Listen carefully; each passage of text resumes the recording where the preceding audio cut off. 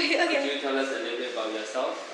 Because we are having this show depicting a generation on 27th of September 7 p.m. That's the gallery opening, right? Yeah. So let us know a little bit more about you. I'm Cynthia Wang. I'm currently studying in Lasalle. I'm taking a bachelor degree in fine arts, and this year I'm in my third year. So, like, what kind of mediums do you usually work with? For Lasalle, like, they really emphasize a lot on experimentation. So, like in year 1 and year 2, I tried a lot of different things, like video collage. There was like installation, sculpture, wood, everything. But for this year, I'm going back to painting for my final studio work. Yeah. I think we can talk about the exhibition, like depicting a generation, right? Yeah. Like, how would you say like we started on this exhibition from your point of view? Because we knew each other in school, right? And then I got closer to you through like a competition, like a project that we did at Arrow Street. And then after that, I realized that like you took over like this gallery, Zione Gallery, right? And then you were trying to, like, you wanted to feature like unknown artists and to start from scratch. So I thought that was an interesting idea, and and I think like we somehow like clicked like during the project as well. So we decided to work on this exhibition. It's like the gallery launch plus the exhibition. I think next I want to know is like because we already talked about favorite mediums. Like you really like paintings and stuff, and where we started. I think because the show is depicting a generation. Which generation would you say you are a part of? Like, how do you feel? Like, which generation do you feel like you are? I think technically speaking, I'm from Generation Z, because like they have like X, Y, Z, right? And then they like divide you by age group, and technically I'm in 1998, so it's Generation Z, which is like 1995 to 2000. But like I think, like more generally speaking, we're all like in a generation of technology, very short attention span, very fast-paced living, very competitive society, especially in Singapore. So I think like we are more and more desensitized to a lot of things that we see, like especially through the internet, like social issues like the Hong Kong protests, like it just becomes like a passing, like just something that's happening, but we don't really find it like that impactful compared to like maybe back in the day where like we were more concerned with social issues. Talking about these issues, like what does the show depicting a generation mean to you? Like what does it mean for you to be part of this show? So I think that the show is about showing like your view of like the generation you're in, right? So and then my paintings, they consist of like people, like youngsters, Asian, like I think there was like some Indian, some Malay. This is really from your point of view, your world, your generation.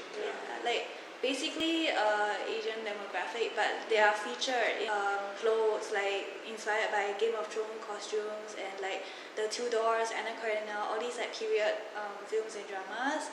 And like I mean, it's to show one side of what I think the generation is about, which is about the facade of like grandeur that you portray like through social media, and like who you aspire to be. Everyone's like competitive, everyone wants to be on the top these days, because like there's so much competition. And I think like it's partly to show like what they see, like our generation sees ourselves as, and what like from your own perspective. I see. I mean from some, maybe it's like my own aspiration. I want to be like as grand as what those period dramas are showing, or like, but also like from conversing with some people, that's the impression that I got. Like we are very competitive, but can sometimes also be quite delusional. So you are aware of like your own like strengths and weaknesses. This is something about this show now, right? Definitely. So the other thing, because you talk about like what you really want to be grand, are there favorite artists that like the grand artists that you're looking up to, like trying to emulate? emulate. Yeah, like Not who are really. you referencing? I don't know. I think like artist references they differ like based on the issue that I want to talk about. But generally, my favorite painters are Edward Hopper because I think he lived through like the World War One, World War Two, Cold War, everything, and like his paintings are really depressing, and I just love the whole vibe. Francis Bacon, obviously, Lucian Freud. Painting portraits also. Yeah, I think they are like awesome, like the best that you can possibly be. It's very relevant for these works. I agree. Yeah. Next is because this show is not a solo show, right? It's a group show, so you're working with Keith, right? Yeah. How has it been? Best part, worst parts, preparing for the exhibition?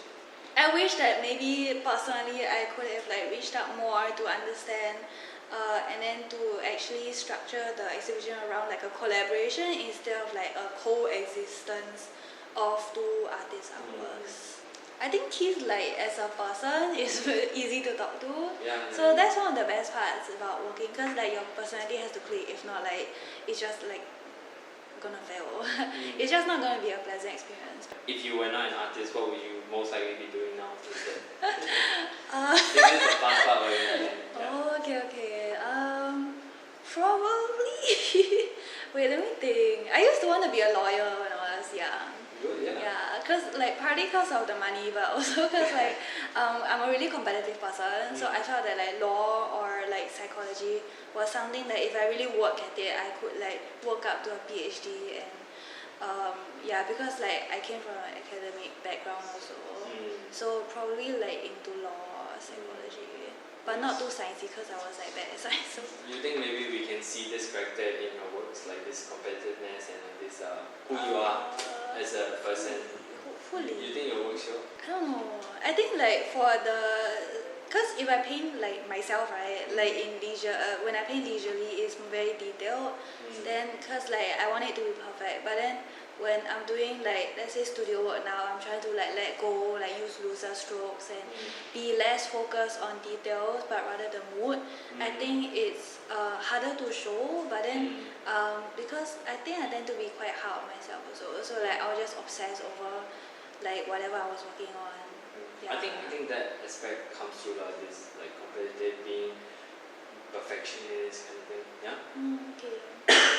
Yeah. Songs you are listening to right now? Like Bach. I don't know. Okay, I like to listen to like classical music when it shows a lot about who you are. It's like when you paint, right, and then you have like then it's like wow, like you're in the mood for like creating and shit. And then I don't know, I listen to a lot of pop songs. Yeah, like Camila Cabello, Why Don't We, Alan Walker.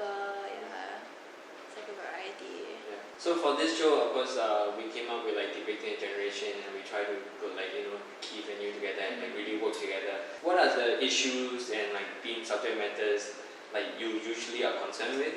We did talk about like what artists you like, but really specific, what is your inspiration, what is your interest, what is your concern when you're making artworks? I mean, generally, last year, right, I tend to focus on like personal issues, personal problems that I go through. Because like I think it's quite different from some people in my batch, but for me, I'm more focused on like my own struggles in everyday life generally. So this, like for example, this year I'm working on a series of paintings, but it's trying to show like how I find it very hard to connect with people, even though like even just friends and family. I find it like sometimes you just feel disconnected from people. It's so hard to like feel the like connection. Like it's like body's talking but the soul's not connected. This alienation, is it that you feel? I can see the why you like Edward Hopper, because he really talked about alienation also in society, chasing a dream, being competitive, of course, that's one way of saying it, and then also still feeling disconnected from society. I think you also feel. I think like technically Edward Hopper is also someone that I aspire to, because like I tend to get really caught up in trying to make it look like trying to make it look detailed or accurate or whatever. But what Hopper focuses on is the general mood. Like it's not like even the people, right? Like he will paint the people from sketches, and then they end up being like someone he has never met, like just like a generic face, but like the mood, everything is like there, and I just want to be as skilled as him. I think he's a great artist. My favorite also. Are there any hidden meanings in your paintings in Depicting a Generation for the viewers to look out for? Like something that they are supposed to take away with this? Hidden meaning? Wait, let me think. Did you hide anything inside? I mean, it's a bonus if you can like recognize the costumes. It's really from like a variety of shows. Yeah, I just found like pictures, like really photo shoots. Current shows and Yeah, it's like recognizable popular shows that probably was from this century, like 2000s. Yeah. So recently I went to Gilman Barracks. I wanted to search for like inspiration because like my tutor, he recommended that I look at the work of another tutor, Hyumi Johadi, who is a painter. And then so I saw his works and like I quite liked it because like his strokes were very loose, like it's very thin, like very like a lot of turpentine used and shit. And then and he focused on like gaps to show that like this all is an illusion, like to make the work as like shallow looking as possible. Like whatever you're seeing is not real and very fake. And then so I went to like a bunch of other galleries like beside it, and then there was this guy who was like obsessed with, I forgot the artist's name, but he was like obsessed with painting like shelves. So it was like gigantic like paintings, right? Painting of shelves. It was not like actually giant. painting the shelf. Like it was like a home, and then there was like a corner in the home, right? And then the shelf was like I don't know, like 1,000 shelves or something, and you have like one armchair, like which looks small compared to like the vastness of the shelves. Like it was just a lot of shelves. And it was a painting of shelf. It was a painting of like a home setting, which I think home. he imagined to have a lot of shelves. But I think it was a real obsession because it was like a series of paintings with like that number of shelves and detail. But what struck me was the detail, so I was like, damn. I think like learning art like in general, right? Because like it allows me to create works without like worrying, especially in a school setting, right? I got to explore a lot of like problems that I kept inside and I didn't talk about, and like being able to create art, like it helps me to let these things out, and it's really like a therapy or something. And to actually like bring it out into discussion.